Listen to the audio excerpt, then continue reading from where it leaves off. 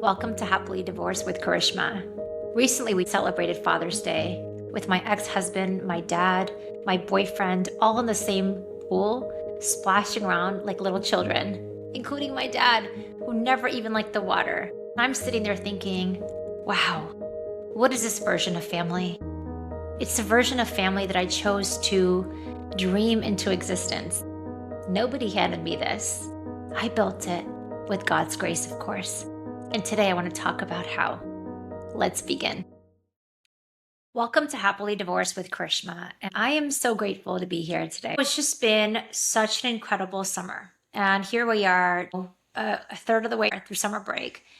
It has just been a whirlwind of activity, whirlwind of amazing miracles in every way. And just a couple of weeks ago, my kids and I went to Eastern Europe, Vienna, Budapest, and Prague. And we were joined with my boyfriend, who joined us halfway into the trip. And it's crazy when I just sort of reflect on all the things that have happened. Just last week, it was Father's Day, and we had this event with my ex-husband there, my dad, my boyfriend who is in town, who's also a dad. This incredible experience with everyone's playing and splashing in the pool and just hanging out as a family, redefining family. You know, with both my current and previous partner there, it's just been such an incredible ride. And, you know, for me, the whole purpose of this podcast was really to redefine what it means to be a divorcee, to redefine from that old way of thinking as an Indian minority woman with the stigma and the shame and the guilt around divorce, historically contentious energy around divorce, into amicable, peaceful, loving, accepting version of my post-divorce reality. And for me, that is the premise of why this podcast was conceived. It's really about redefining everything. And you know, it's crazy. My mentors talks about how we are dreaming the dream of our life. And everything in our life is a reflection of our dream. It's a reflection of what we allow to happen, our mindset, our beliefs, what we think about ourselves, what we think about everybody else. And it's really living the dream of our life. And everybody in our life, the characters of our life, are those characters in the dream that we conceive for ourselves based on our beliefs, based on what we have allowed them to be or envisioned them to be. And I really believe that people will become that version that you allow them to be for you. So if you think of someone as like poor them, victim them, disempower them, you're going to act towards them, you're going to put them in that box that's less than. But if you hold a vision for someone in your heart of who they really are, right? Someone who is empowered, someone who has possibilities and potential beyond what is in front of us, like they will meet that version of the life. And honestly, I don't know many other divorcees that are like really content and have healthy co-parenting relationships. And I think for me, there's just been this intention and this desire, you know, for wanting the best for my ex-husband, wanting the best for my children, wanting the best for our family. My ex really had been supportive with my parents for so long, just in a lot of transitional phases of their lives, our lives. You know, he never left the family. And I think deciding to be inclusive in an appropriate way was really important to me, and so really wanting the best for everybody. And then with the integration of my current partner into family dynamics, of really asking myself, what do I want? How do I want my current partner to show up in my life with my family and immersion? And we're redefining that every single day. And then also like having that respectful place for my ex-husband and just honoring him and his journey. On Father's Day, I wrote this card to him, and it said, thank you for the greatest gift that you could have ever given me. And those gifts are my children, my twins. And it's just, you know, recognizing just the beauty in people, right? No matter where you are, and just like choosing to look at love as the calibrator, not hostility, not bitterness, resentment. And it's taken me a long time to get here. I'm not going to pretend to be perfect, but all I'm saying is, for those of you that are facing less than desirable relationships with your exes, just know that there is another way. You get to be the person, if you're on the receiving end of this podcast, to be the one that dictates a different path forward. So, reflecting on my incredible Europe trip and just so many miracles. I am so grateful for that trip. And for me, there was a desire and intention again of like really wanting to show my kids the world and to embark on new experiences, and to value experiences over things. And it's interesting because I currently work with some folks that are scrambling to get weekend trip scheduled on their calendars. And I think for me, I think we really focus on and take action on what's really important, right? So if you prioritize something, you show up for that thing. Let's say you're a bodybuilder and you prioritize working out. Like that means that your first priority, your time, is spent more on bodybuilding activities, from food prep to working out to whatever bodybuilders do. But your time is really calibrated on what's important. And I think people often think that they value certain things, and this is not to throw a jab at anyone. And then you look at their calendar, you look at their activities, you look at how much time is spent, and there's actually very little time spent. It's always the same story of like, well, there was another emergency and this other thing happened, and the list goes on. But I think for me, and it's really been an intention to say, you know what, this is really important to me. And like, I have to put that into my calendar. I have to prioritize that. I have to seize those opportunities. And as a single mom to high school kids that are really busy with band and school and all the activities that high school entails now, those moments of time where I can just kind of be spontaneous are really far and in between.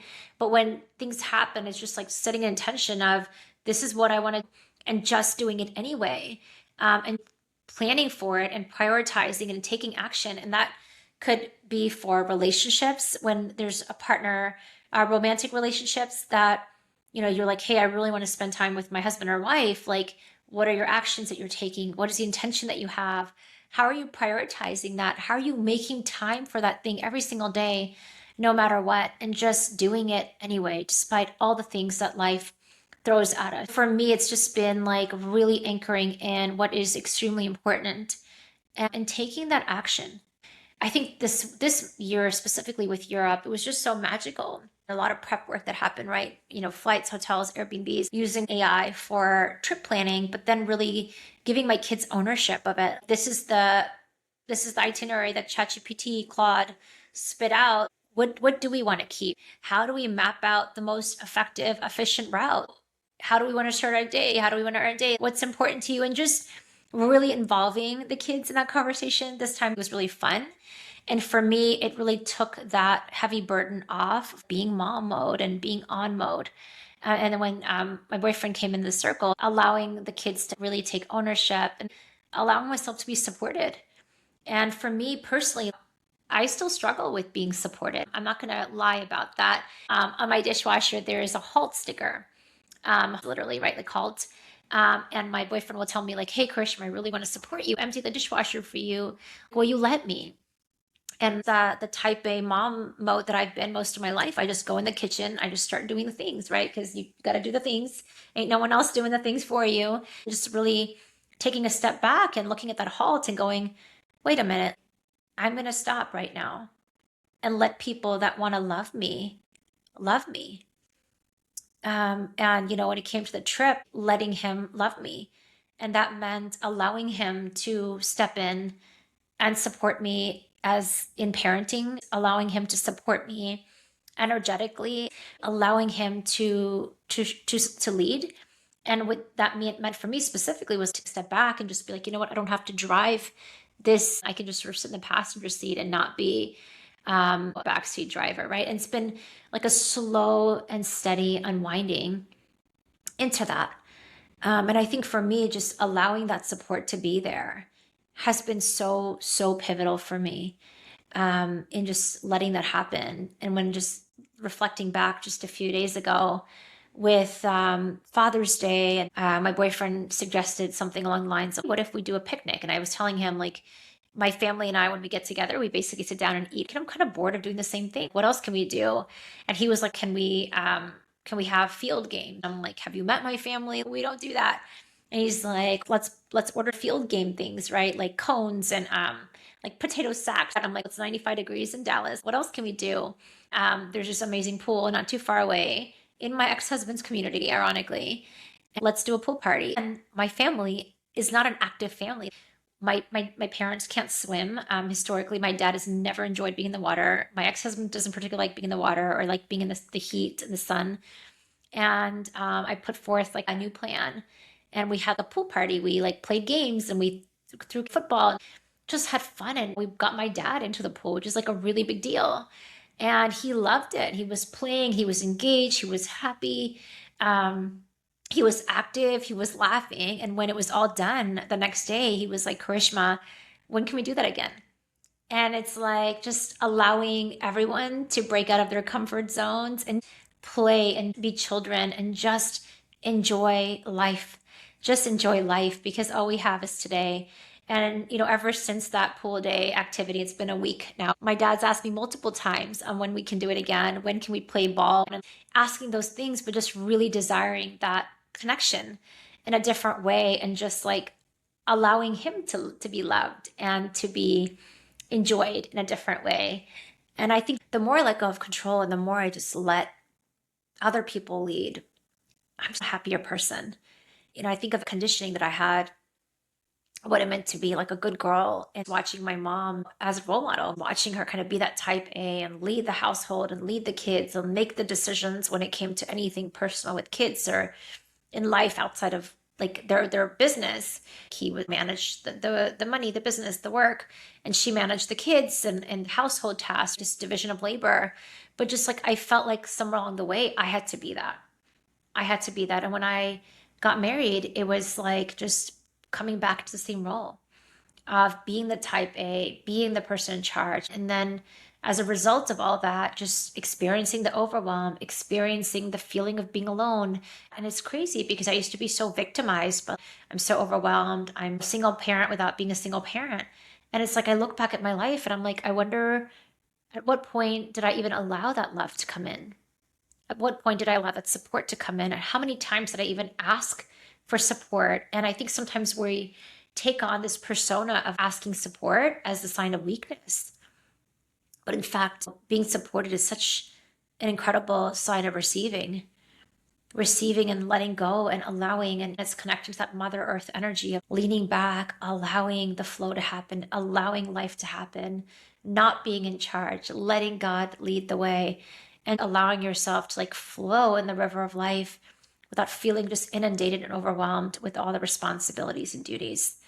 So for me, like today, as I sit in this this crossroads, a third of the summer's done, I'm excited because, life is showing me just incredible ways of serving, of showing up, of getting out of my comfort zone, personally and professionally. I'm meeting incredible human beings in my life. And more importantly, I'm just meeting a part of me, one that is more relaxed, one that is allowing more, one that doesn't feel like she has to lead to be okay. And as a result of that, when I work in a team, when I work with others, when I work in a team with my boyfriend in family immersion, there's such a sense of abundance and joy and gratitude that comes just knowing that God's got our back. And I never had to do it alone, but somehow I just thought I did. So thanks for listening.